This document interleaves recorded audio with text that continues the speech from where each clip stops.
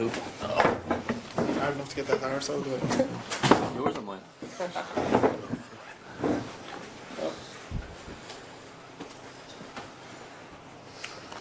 Money comes. Everyone alright? Okay. First of all, welcome everyone to our UEFA Champions League press conference. I've got head coach Vinny Perth, first team coach Gill and Patrick Hoban. First of all, we did the main press conference, then we'll break into the dailies and other stuff as well. So, first of all, we're going to take over for this. We're live streaming our own Facebook, so if, we're going to start with Dan. Vinny, question for you first. Big result out in Riga last week, and another big game coming up. Qarabağ coming to Royal Park. Thoughts on the game? Yeah, it's obviously a really difficult tie. They've got very strong pedigree in European football. You know, a lot of really quality players, but you know, we're at home. We've got to be patient in the game. We're going to have to understand that they'll have a certain amount of the football. People are going to have to understand that. We're going to have to, you know, set up a certain shape to suit that, but at the same time, we've got really good attacking players.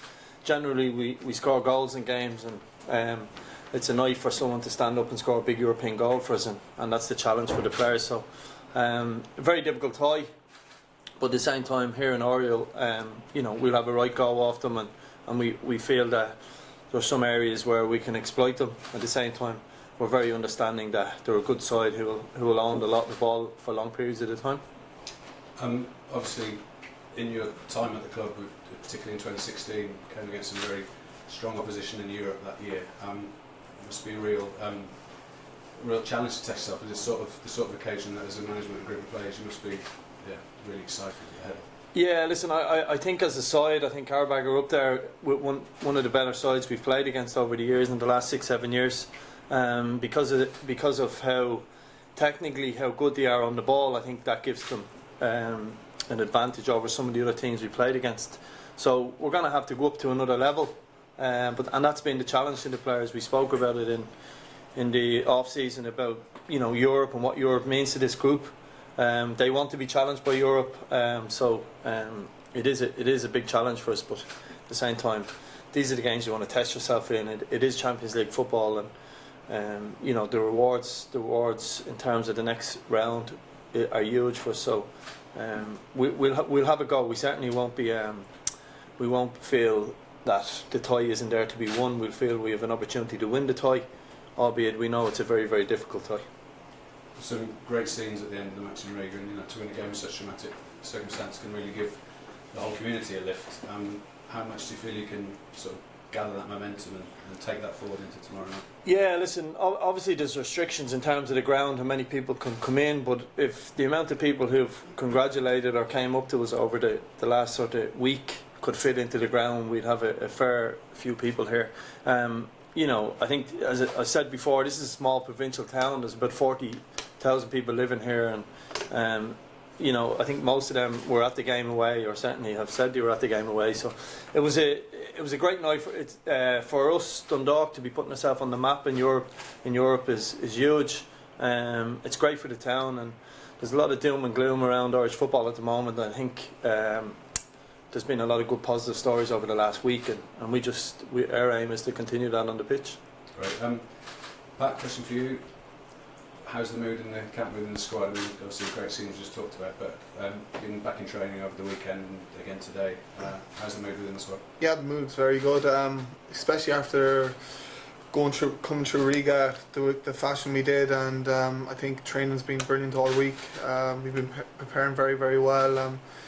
Everything's been drilled into us, every little detail, but you know, they're the details that count at the end of the day, and you know, everyone's really looking forward to the tie tomorrow.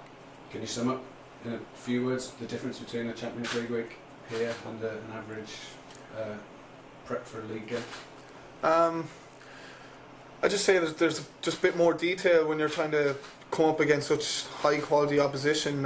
You go through a lot more detail, and you know, normally we just concentrate on ourselves in the league, to be honest, on our strengths, and just that's the kind of stuff we just concentrate on. And then, you know, with Qarabağ coming here tomorrow, you know, you have to give them that bit of respect, but not too much either. And you know, we've worked on a lot of that during the week, and hopefully we can put it into play tomorrow.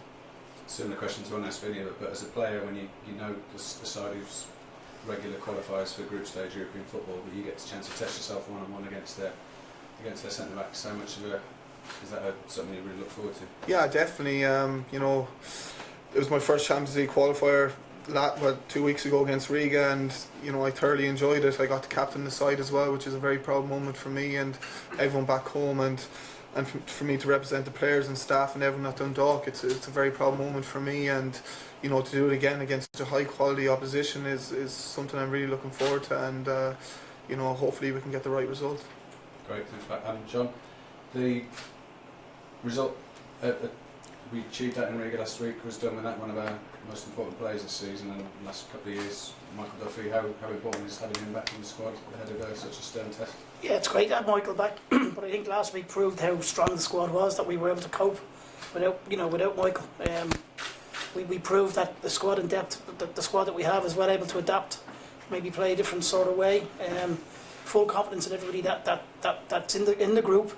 Good to have Michael back this week as well, obviously, because he does give us an extra bit of attacking flair. And again, probably if the same thing had happened in the last couple of years, it might have been doom and gloom because of maybe the lack of maybe the strength of the squad. But the squad is so strong now that players are well capable of coming in and doing a job. Right, and it's a key message you'll be giving to the whole squad just before they go on that pitch. Just believe in themselves. I mean, we've got good players. We're not going in. We don't have an inferiority complex, and that's credit to the group that's been here in the previous years and the experience that's within the group and the management team. We certainly, you know, we acknowledge that Qarabağ are a good side. That's proven by their record in Europe, but we fully believe that we're a good side, and that, you know, on any given day we can give any team a game. So we'd be going in with the game tomorrow, with the players will be going into the game with full belief and confidence that we can go and get a result. Terrific. Yeah, it's something to say. Yeah. Hey, that's one last question on the street before we break. Cheers, gents.